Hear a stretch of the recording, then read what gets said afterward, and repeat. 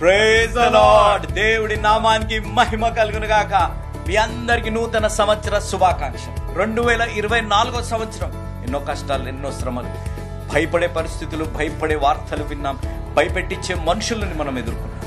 నూతన సంవత్సరంలో ఆ భయాన్ని తొలగించి దేవుడు మన తోడున్నారు.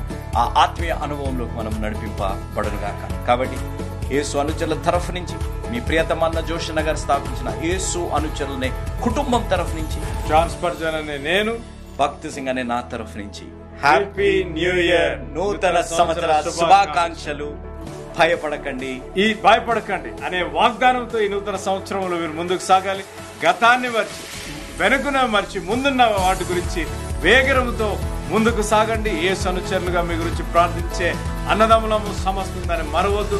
నూతన సంవత్సరంలో నూతన దీవెన, నూతన సంతోషము, నూతన సమాధానం, వీటన్నిటికంటే నూతన అభిషేకము, దేవుని శక్తి, దేవుని కృప మీ కుటుంబాల్లో ఉండాలని మా హృదయాభిలాష.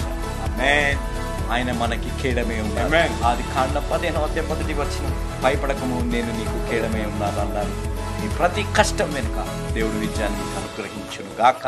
చిన్న ప్రార్థన చేసుకుందాం. ప్రేమ నమ్మకం కలిగిన మా ప్రియ పరలోకపు తండ్రి, జీవం గల దేవా, బిడ్డలే భయపడే పరిస్థితులు ఉన్న, భయపెట్టే మనుషులు వారి జీవితాల్లో భయాన్ని తొలగించండి ప్రభువా. మీరు కేడమై ఉన్నారని ఆత్మీయ నడిపించి నూతన సంవత్సరంలో నూతన కార్యాలతో దీవించమని యేసు నామం అడిగి పెడుతున్నాం తండ్రి. ఆమేన్. నూతన సంవత్సర శుభాకాంక్షలు. దేవుడు దీవించి ఆశీర్వదించును గాక. God bless you.